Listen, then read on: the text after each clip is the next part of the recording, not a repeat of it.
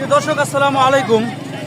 পায়ে হেঁটে বাংলাদেশের 64 জেলা ভ্রমণের আজকে আমরা ঠাকুরগাঁওয়ের একটা স্কুল মাঠে আছি আর কি। তো এখানে আমার ছোটো ছোটো অনেক ভাই ব্রাদার আছে, ছোটো ভাইগুলা শিক্ষার্থী, ওদের সাথে একটু কথা বলি। আচ্ছা ভাইরা, তোমরা সবাই কেমন আছো? সবাই ভালো আছো? তোমাদের এখানে কি সব মুসলিম না হিন্দু আছে? সব মুসলিম, আলহামদুলিল্লাহ। যেহেতু মুসলিম তো আল্লাহ তাআলার ইবাদত করতে হবে নাকি?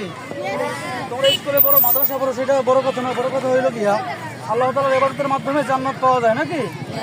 আল্লাহ তাআলার ইবাদত করতে হবে না? নামাজ পড়তে হবে, বাবা মায়ের কথা শুনতে হবে, মুরব্বী থাকলে বা বড় মানুষ থাকলে সালাম দিতে হবে। কথা কি ঠিক আছে? তোমরা এগুলো করো? এটি করো না? হাত লাগাও। সবাই করে, মাশাআল্লাহ। তো তোমাদের প্রতি আমার একটা দাওয়াত রইল বা একটা আদেশ রইল, তোমরা সবাই বিশেষ করে বাবা মায়ের সাথে কখনো খারাপ ব্যবহার করবে না, ঠিক আছে? সবাই বলো না, ঠিক আছে? বাবা আমাকে সালাম দিবা, নামাজ পড়বা, ঠিক আছে? আর এই যে আমরা আমাদের কথা বলতে গেলে আমরা পায়ে হেঁটে আমরা দুই ভাই সারা বাংলাদেশ সফর করতেছি, বুঝতে পারছো? ওই যে পায়ে হেঁটে বাংলাদেশের 64 জেলা ভ্রমণ আছে লেখা। তো তোমরা সবাই আমাদের জন্য দোয়া করবো। তোমরা ছোটো মানুষ, তোমাদের দোয়া আল্লাহ তাআলা নিবে বেশি, বুঝতে পারছো? সবার দেখা।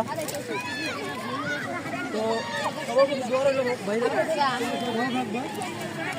আমাদের অথবা একভাবে পায়ে হেঁটে বাংলাদেশের 64 জেলা, তাহলে আমাদের এই ভিডিও সব পাই যাবে, বুঝতে পারছো? তো সকলের জন্য দোয়া রইল, সবাই ভালো থাকবো ভাইয়ারা, ঠিক আছে? ওকে, আল্লাহ হাফেজ।